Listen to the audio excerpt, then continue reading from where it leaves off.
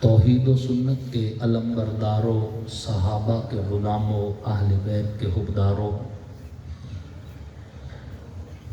آپ سب لوگ اور ہم اللہ کے گھر میں جامع مسجد ذو النورین میں ایک عظیم فریضہ نماز جمعہ کی ادائیگی کے لیے اکٹھے ہیں۔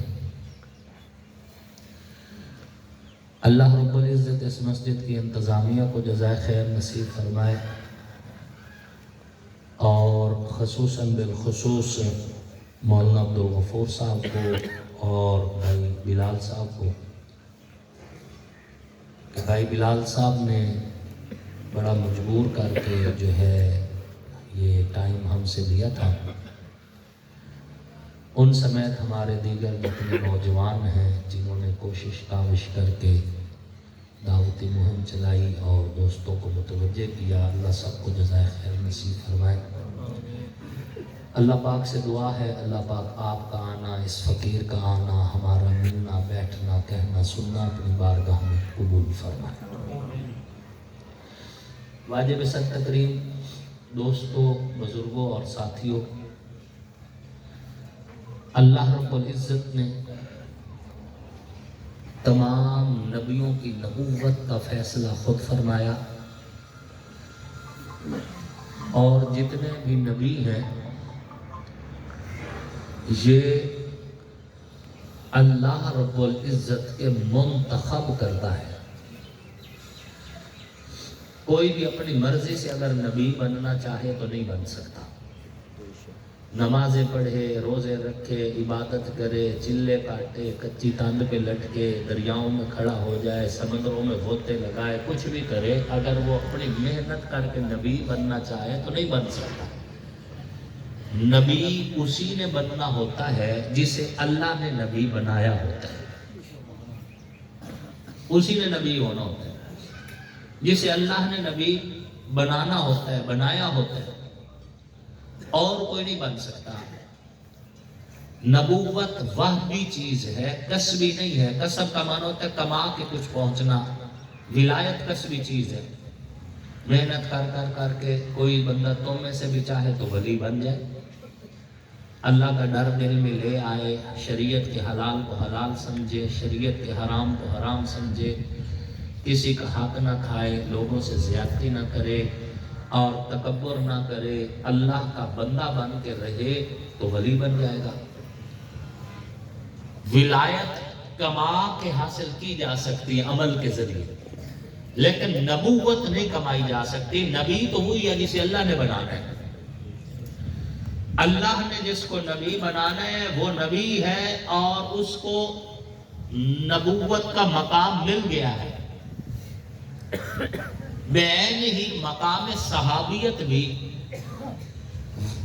وہ بھی چیز ہے، اللہ کی دین ہے، اللہ کا احسان ہے، اللہ کا انعام ہے، اللہ رب العزت کا کرم ہے، اللہ کا چناؤ ہے۔ کوئی بندہ اپنی محنت کرے، نمازیں پڑھے، نفل پڑھے، حجوں پہ جائے، محنت کار کے بڑی محنت کے بعد کہے کہ جی آپ مجھے صحابی رسول مان لو، تو ہم اسے صحابی نہیں مان سکتے، کیونکہ صحابی ہونے کا فیصلہ اعمال نے نہیں کرنا، اللہ نے کرنا ہے۔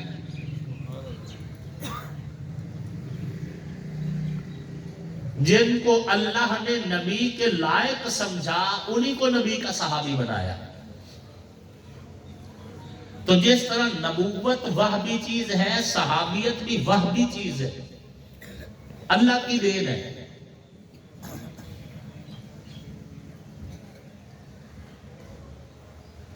ابو جہل حضور کا رشتہ دار تھا، قریشی بھی تھا، ہاشمی بھی تھا، مکی بھی تھا، ہمسایہ بھی تھا، لیکن رب نے اس کو صحابی نہیں بنایا، ایمان ہی نہیں نصیب ہوا اس کے۔ اور حضرت بلال حبشی نہ قریشی ہے، نہ ہاشمی ہے، نہ مکی ہے، نہ نبی کے ہمسائے ہیں، بلکہ حبشہ سے ایک غلام ہے۔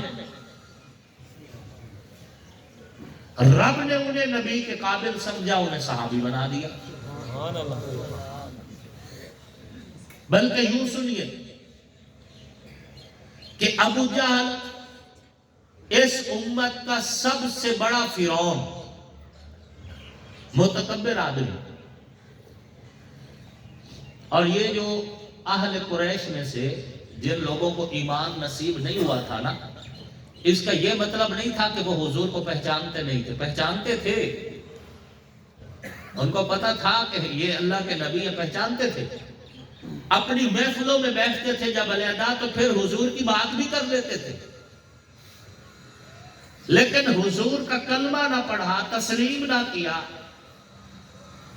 کیوں نہ کیا؟ کہتے ہیں جس طرح ہمارا قد چھوٹا ہو جائے گا، یہ کل کا بچہ اوپر نکل جائے گا، ہم بڑے بڑے سردار ہیں، نیچے رہ جائیں گے. یہ جو سرداری کا گھمنڈ تھا نا، اس نے انہیں تباہ و برباد کر دیا، ذلیل و رسوا کر دیا، اور بے ایمان ہو کے مرے، ایمان نصیب نہ ہوا. یہ جو سرداری کا گھمنڈ ہوتا ہے، یہ بہت بڑا کیڑا ہوتا ہے. یہ جب ذہن میں بیٹھ جائے تو بندہ سمجھتا ہے کہ دوسرے لوگ منہ سے کھاتے ہیں، میں پتہ نہیں کہیں اور سے کھاتا ہوں. اپنے آپ کو بڑا سمجھنا، یہ تکبر اور یہ گھمنڈ جو ہے، یہ کسی صورت بھی اللہ کو پسند نہیں ہے. تو وہ تکبر کی وجہ سے ایمان سے محروم رہ گئے. اور تکبر کتنا، جب ابو جہل کو سال تان سے جدا کرنے لگے نا، تو اس وقت بھی اس کا تکبر یہی تھا. کہنے لگا کہ میری گردن نہ یہاں سے نہیں نیچے سے کاٹنا، تاکہ جب میرا سار رکھا جائے تو میرا دوسرے سروں سے سار اونچا نظر آئے. مرنے کے بعد بھی تکبر نہیں جا رہا. دنیا کو پتہ چلے کہ سردار کا سار پڑا ہے، میری گردن ذرا لمبی کر کے کاٹنا. یہ سردار کا لفظ پتہ ہے، یہ فارسی کا لفظ ہے. اسے سرے دار کر کے اگر پڑھو نا تو طبیعت درست ہو جائے. پتہ نہیں لوگ کیسے سردار کہلوا لیتے ہیں. اگر اس کو سرے دار پڑھو تو اس کا معنی ہوتا ہے پھانسی پہ لٹکا ہوا. سرے دار صرف ایک زیر لگانے کی دیر ہے، سردار کا سارا معنی سمجھ آ جائے. دنیا کو پتہ چلے کہ سردار پڑا ہے، تکبر کی وجہ سے محروم رہے. قرآن کہتا ہے نبی کو جانتے تھے، پہچانتے تھے. یعرفونہ کما یعرفون ابناءہم، نبی کو اتنا جانتے تھے جتنا باپ اپنے بیٹوں کو جانتا ہے. اتنا جانتے تھے، لیکن جاننے کے باوجود تسلیم مانا نہیں کہ ہمارے کہاں چھوٹے ہو جائیں گے. تو ابو جہل رشتہ دار تھا، قریبی تھا، ہمسایہ تھا، قریشی تھا، مکی تھا، ہاشمی تھا، لیکن صحابی نہیں تھا. اسی ابو جہل کا سگا بیٹا حضرت اکرمہ رضی اللہ تعالیٰ عنہ، اسی ابو جہل کا بیٹا ہے.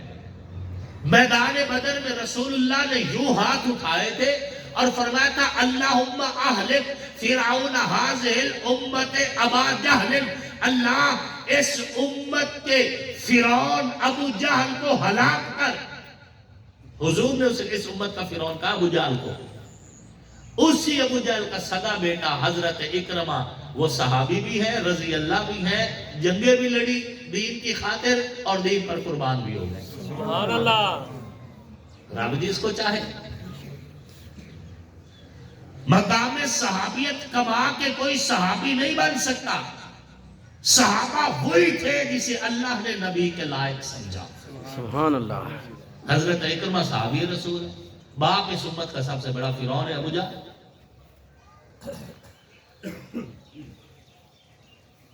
رشتہ دار تھے ابو جہل، رشتہ دار تھا ابو لہب، رشتہ دار تھے عتبہ عتیبہ، رشتہ دار تھے ابن خطل، لیکن اس کے باوجود بھی ایمان نصیب نہیں ہوا.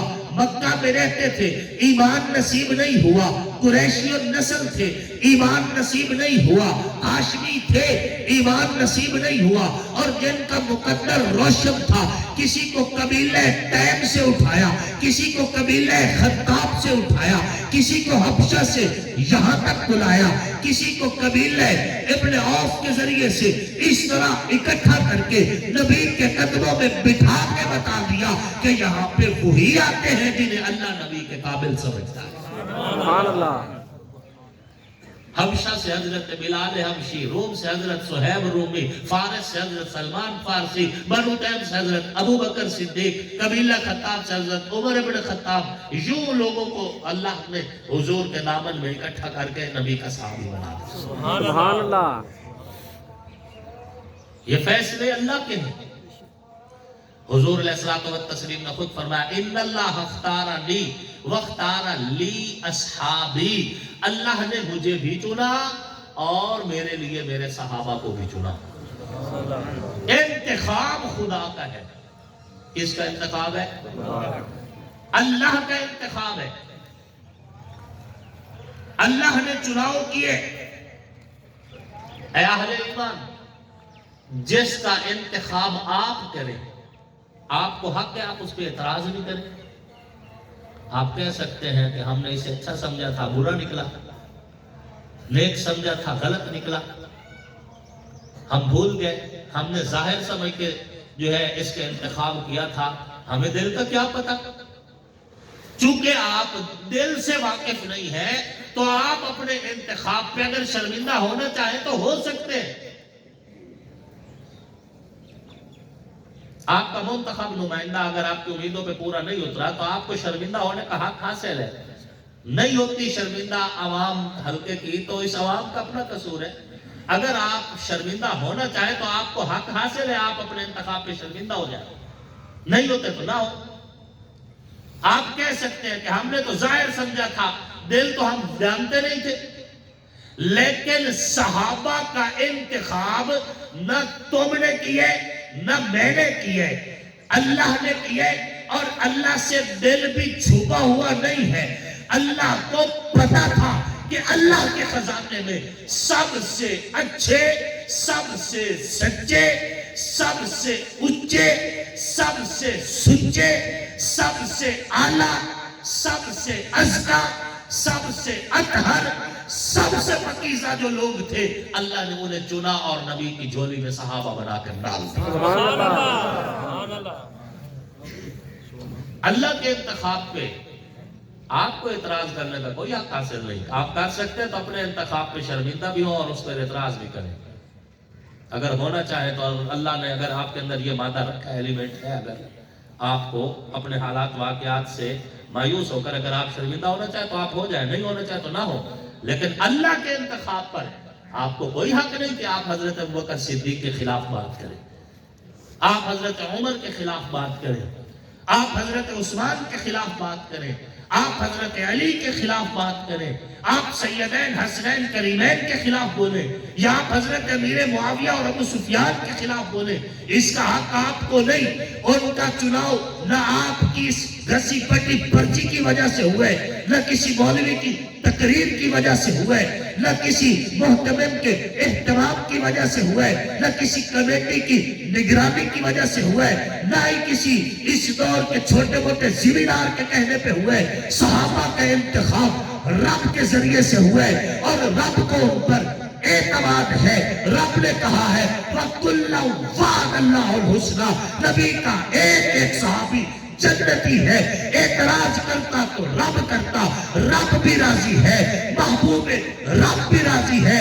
کائنات کو کوئی حق نہیں کہ نبی کے صحابہ پر اعتراض کرے، سبحان اللہ۔ ان کو کوئی حق نہیں۔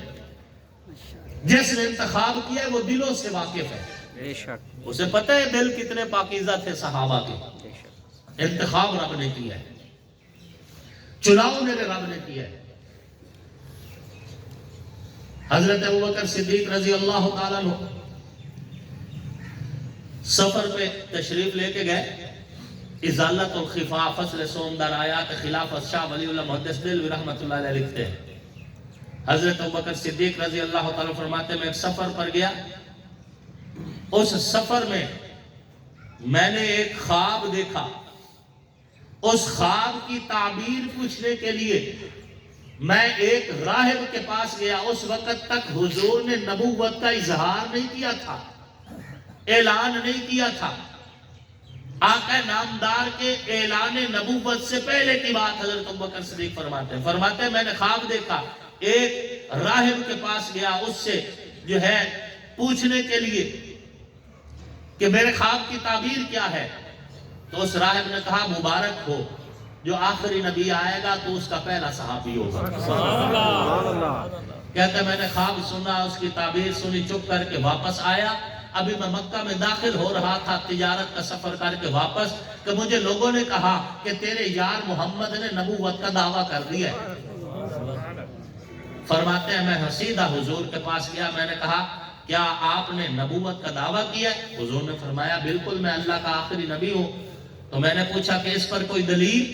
حضور نے فرمایا جو تو نے یمن میں خواب دیکھا تھا بھول گیا ہے؟ تجھے یاد نہیں کہ تو نے خواب دیکھا تھا؟ حضرت ابوبکر صدیق نے وہی کھڑے کھڑے کہا میں گواہی دیتا ہوں اللہ وحدہ لا شریک ہے، آپ اللہ کے رسول ہیں۔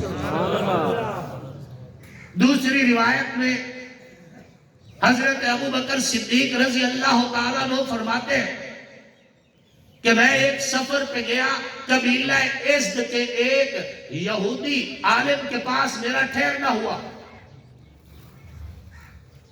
اس کے پاس جب میں ٹھہرا، وہ عالم عیسائی کتاب کا بھی عالم تھا، یہودی آسمان کی ساری کتابوں کا عالم تھا۔ کہتے میں اس کے پاس ٹھہرا، رات گزاری، اس نے میری بڑی خدمت کی۔ صبح جب میرے پاس بیٹھا گپ شپ کے لیے تو مجھے کہنے لگا کہ آپ قریشی النسل ہو؟ میں نے کہا ہاں جی میں قریشی النسل ہوں۔ اس نے کہا آپ حرم کے رہنے والے ہو؟ میں نے کہا ہاں میں حرم کا رہنے والا ہوں۔ اس نے کہا آپ قبیلہ بنو تیم سے ہو؟ میں نے کہا ہاں میں قبیلہ بنو تیم سے ہوں۔ اس نے کہا پھر اگر آپ محسوس نہ کریں تو تھوڑی سی قمیض اوپر اٹھاتے ہو؟ سبحان اللہ۔ میں نے کہا قمیض کیوں اٹھانی؟ اس نے کہا بس ایک ہی نشانی رہ گئی ہے، باقی آسمانی کتابوں میں جتنی نشانیاں تھیں وہ میں نے دیکھ لی ہے۔ ایک نشانی آسمانی کتابوں میں یہ بھی ہے کہ اللہ کے آخری نبی کا جو پہلا صحابی ہوگا اس کے شکم کے اوپر ایک نشانی ہوگی، تل ہوگا۔ آپ مجھے وہ دکھا سکتے؟ حضرت ابوبکر صدیق نے اپنے قمیض جو اوپر اٹھائی تو ان کے شکم کے اوپر، پیٹ کے اوپر ایک تل کا نشان تھا۔ تو اس عالم نے کہا مبارک ہو آخری نبی کے آپ پہلے صحابی ہیں۔ اس کے بعد حضور نے نبوت کا اعلان کیا۔ حضرت عمر رضی اللہ تعالیٰ عنہ فرماتے ہیں کہ میں ایک سفر پہ تھا، اس سفر کے دوران ایک عالم جو تھا کتب سماویہ کا، اس کے ساتھ میری ملاقات ہوئی۔ مجھے بغور دیکھنے کے بعد کہنے لگا آپ کہاں سے آئے ہو؟ میں نے کہا میں مکہ کا رہائشی ہوں۔ کہنے لگا آپ کا نام کیا ہے؟ میں نے کہا میرا نام عمر ہے۔ اس نے پوچھا نہیں آپ کے ابا کا نام کیا ہے؟ میں نے کہا خطاب ہے۔ اس نے کہا پھر تو ہی وہ بندہ ہے جو ہم کو ہماری عبادت گاہوں سے نکال دے گا اور پھر اس کائنات میں نبی کا جھنڈا بلند کرے گا۔ تو ہی وہ بندہ ہے۔ میں نے کہا آپ کو کیسے پتا؟ اس نے کہا مجھے پتا چل گیا، ہماری کتابوں میں لکھا ہے کہ آخری نبی کی دو ایسے لوگ مدد کریں گے، ایک ادھیڑ عمر کا ہوگا اور ایک بالکل نوجوان ہوگا۔ ادھیڑ عمر سے حضرت ابوبکر مراد تھے اور نوجوان سے حضرت عمر مراد تھے رضی اللہ عنہ۔ اس عالم نے کہا کہ آپ ایسا کریں کہ مجھے ایک معاہدہ لکھ دے کہ جب آپ کی خلافت آئے گی اور آپ ہمارے شہر کو فتح کریں گے تو مجھ سے میرا گرجا نہیں چھینے گے، آپ مجھے لکھ کر دیں۔ حضرت عمر فرماتے ہیں میں نے اسے کہا آپ نے مجھے اچھا کھلایا پلایا، اب اپنا کھلایا پلایا ضائع کیوں کر رہے ہو مذاق کر کے؟ اس نے کہا میں مذاق نہیں کر رہا، کتابیں کہہ رہی ہیں، آپ مجھے لکھ کے دو، اگر میری بشارت ٹھیک ہوئی تو پھر یہ لکھا فائدہ دے گا، اگر میری بشارت ٹھیک نہ ہوئی تو آپ کا کیا جاتا ہے، آپ لکھ کے دے دو۔ حضرت عمر فرماتے ہیں وہ ایک چمڑے کا ایک ٹکڑا لے کے آیا، اس نے مجھ سے معاہدہ لکھوایا کہ جب میں عمر بن خطاب فاتح بن کر اس شہر میں داخل ہوں تو میں اس کے مال اور جان کی ضمانت دیتا ہوں۔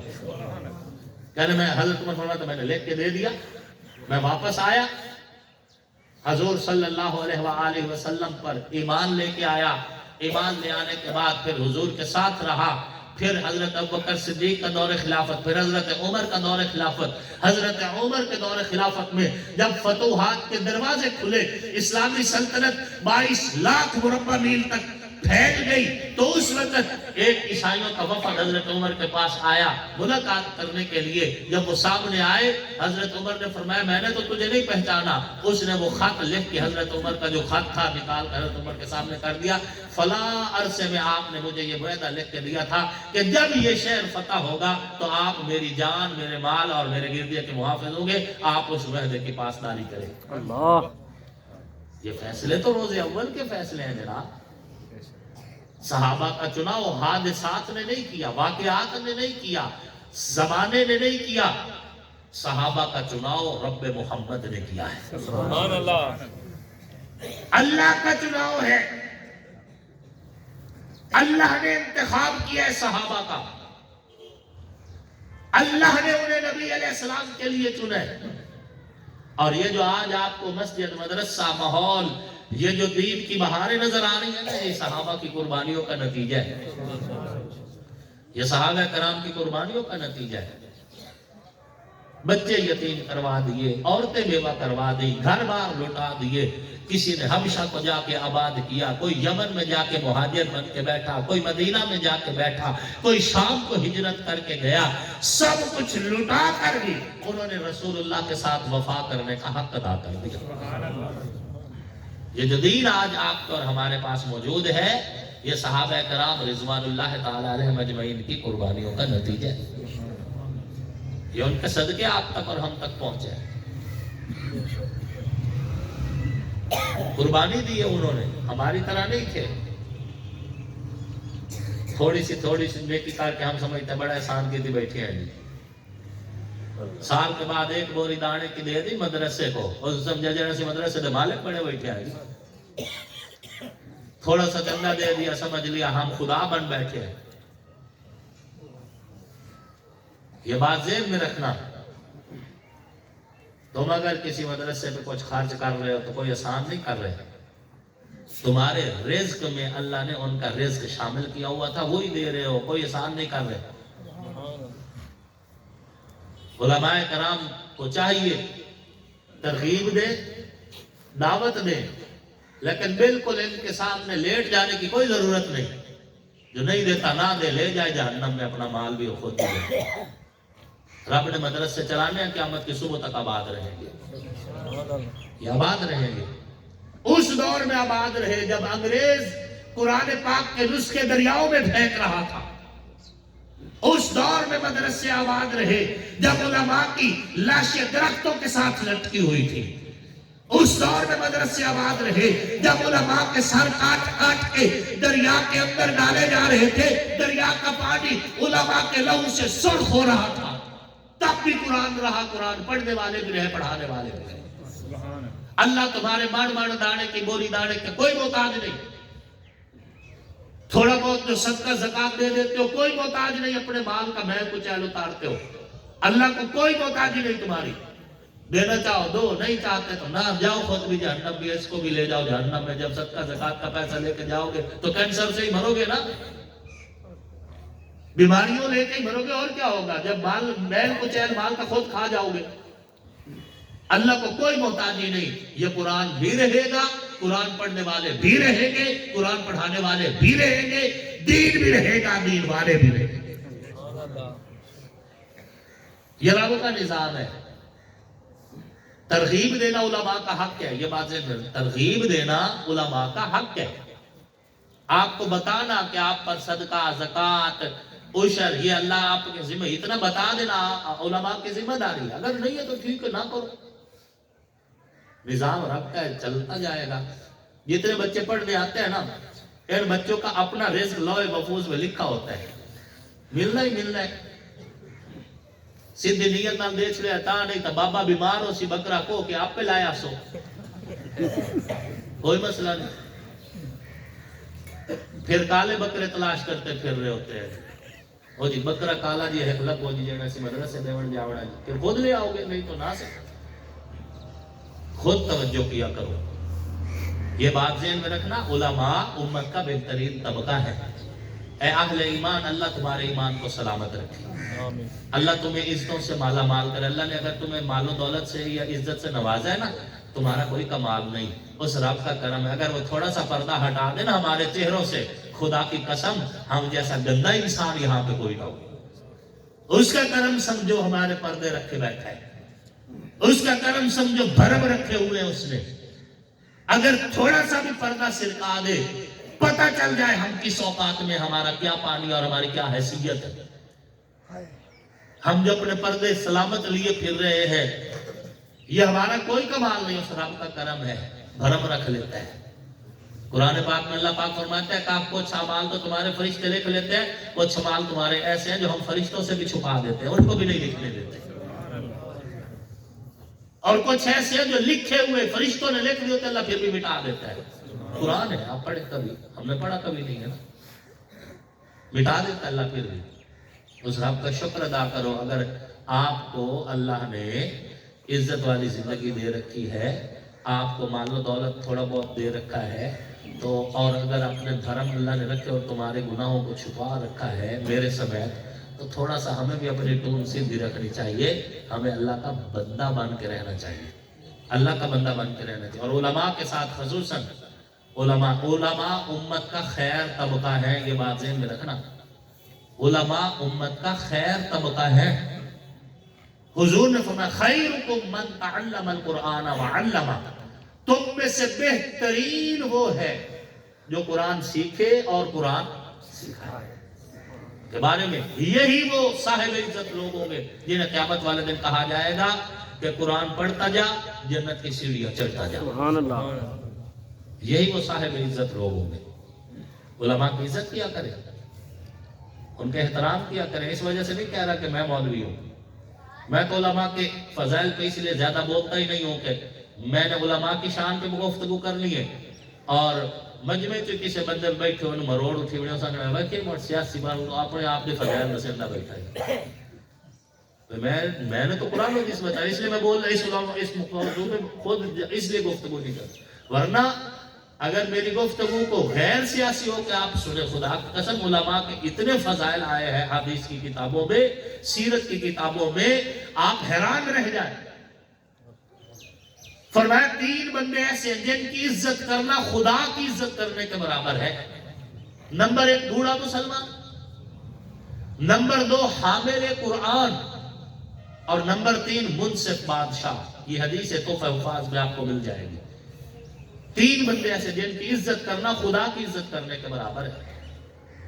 तफसीर मज़हरी में एक रिवायत मैंने पढ़ी थी, हुजूर ने फरमाया कि जिसने आलिम दीन के पीछे नमाज पढ़ी उसने गोया कि मुहम्मदुर रसूलुल्लाह के पीछे नमाज पढ़ी। इतना सवाब होता है आलिम के पीछे नमाज पढ़ी। सुभान अल्लाह। उलमा आपके जो होते हैं ये आपके गुलाम नहीं है। हाँ, ये आपके गुलाम नहीं है, कोई एहसान करेंदे बैठो 8-10 हज़ार तनख्वाह ते आलिम नु बड़ा उसनु फिर अपना गुलाम समझ लिया, ये तो साडा गुलाम है जो तू बड़े ते जे लड़का देंदा है। ये गुलाम नहीं है, ये आपके इमाम है। आलिम दीन जो आपकी मस्जिद का इमाम हो, खतीब हो, मदरसे का मुदर्रिस हो, वो आपका इमाम है। उसकी इज्जत किया करें, एहतराम किया करें, शुक्र करो कि अल्लाह रब्बुल इज्जत ने आपको मस्जिद मदरसे से जोड़ा है। ये थोड़ी बात है।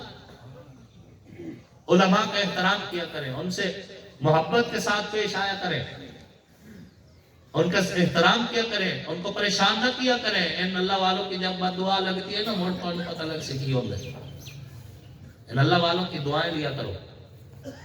खैर मैं वक्त नहीं है इसलिए मैं अपनी गुफ्तगू को समेटता हूँ। सहाबा का इंतखाब खुदा ने किया। किसने किया? अल्लाह ने किया। अल्लाह ने किया है। और अल्लाह दिलों से वाकिफ है। अल्लाह को पता था कि कौन सा ऐसा तबका है जो रसूलुल्लाह से वफा कर सकता है, उन्हीं को हुजूर का सहाबी बनाया। सुभान अल्लाह। और हम अहलुस सुन्नत वल जमात जब बात सहाबा की करते हैं उसमें नबी के दर वाले भी होते हैं, उसमें नबी के घर वाले भी होते हैं, उसमें नबी का याराना भी होता है और उसमें नबी का घराना भी होता है। خلیفہ بلا فصل سیدنا ابو بکر صدیق رضی اللہ تعالیٰ عنہ کی الف سے لے کر مولا کائنات امیر المؤمنین حضرت مولا علی کرم اللہ وجہہ کی یا تک ہم نبی کے یارانے کو بھی سلام کرتے ہیں اور ہم نبی کے گھرانے کو بھی سلام کرتے ہیں. اور اس منبر سے یہی پیغام ہے آپ کو کہ نبی کی ہر نسبت کا احترام کریں، چاہے وہ نبی کے در والے ہوں، چاہے وہ نبی کے گھر والے ہوں. نبی نے جس کو اپنا بستر دیا وہ علی بھی پاک ہے، اور جس کی گود نبی کے لیے بستر بنی وہ ابو بکر بھی پاک ہے. نبی نے جس کو اپنی امانتیں دی ہجرت کی رات وہ علی بھی شان والا ہے، اور اللہ نے جس کو اپنی امانت دی ہجرت کی رات وہ ابو بکر بھی شان والا ہے. نبی علیہ السلام و تسلیم نے جس کو اپنا مصلح دیا دنیا سے پردہ فرمانے سے پہلے، اور زندگی کی آخری نماز حضور نے جس کے پیچھے پڑی، ہم اس ابو بکر کو بھی سلام کرتے ہیں. اور خیبر کے موقع پر نبی نے جس کو اپنا جھنڈا دیا ہم اس علی کو بھی سلام کرتے ہیں. بلکہ زید یوں بنانا چاہیے کہ حضور نے صدیق اکبر کو مصلح دیا تو حضرت علی خوش ہوئے، حضرت علی خوش ہوئے. اور خیبر کے موقع پر حضور نے جھنڈا علی کو دیا تو حضرت ابو بکر خوش ہوئے.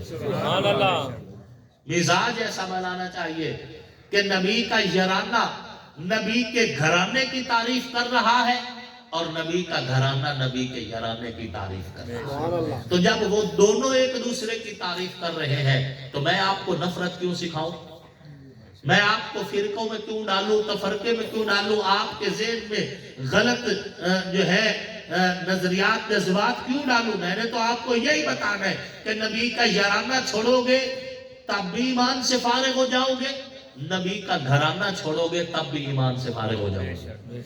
ایمان بچانا ہے تو نبی کا یارانہ بھی تھام کے رکھو اور نبی کا گھرانہ کا دامن بھی تھام کے رکھو، تاکہ کل قیامت والے دن نبی کا یارانہ بھی تمہاری سفارش کرے اور نبی کا گھرانہ بھی تمہاری سفارش کرے. حضور علیہ السلام نے فرمایا لا تسبوا اصحابی، لوگو میرے صحابہ کو گالیاں مت دینا. لو انفق احدکم مثل احد ذهبا ما بلغ مد احدهم ولا نصیفا، اگر کوئی تم میں سے احد پہاڑ کے برابر بھی سونا خرچ کرے میرے کسی بھی صحابی کی ایک مٹھی جو یا نصف مٹھی جو صدقے کا مقابلہ بھی نہیں کر سکتا. سبحان اللہ. حضور علیہ السلام نے فرمایا اکرموا اصحابی انہم خیارکم، لوگو میرے صحابہ کی عزت کرنا، میرے صحابہ امت میں سب سے افضل ہے. حضور صلی اللہ علیہ وآلہ وسلم نے فرمایا اصحابی کالنجوم فبأیہم اقتدیتم اہتدیتم، لوگو میرے صحابہ ستاروں کی مانند ہے، جس کے بھی پیچھے چلو گے کامیاب ہو جاؤ گے. سبحان اللہ. اللہ رب العزت ہمیں نبی علیہ السلام کی ہر نسبت کے احترام نصیب فرمائے. اس مسجد کو، اس مدرسہ کو قیامت کی صبح تک آباد اور شاد فرمائے. ان کی جملہ ضروریات اللہ رب العزت غیب کے خزانوں سے، حلال راستوں سے، پاک راستوں سے، طیب راستوں سے پوری فرمائے. آنکھوں کا نور دل کی چاہت حسین ہے، اسلام کی شناخت غیرت حسین ہے، پورو قصور جنت میں ہے دل پذیر، لیکن سردار شباب جنت مولا حسین ہے. دنیا میں احترام کے لائق ہیں جتنے لوگ، ان محترم نفوس میں شامل حسین ہے.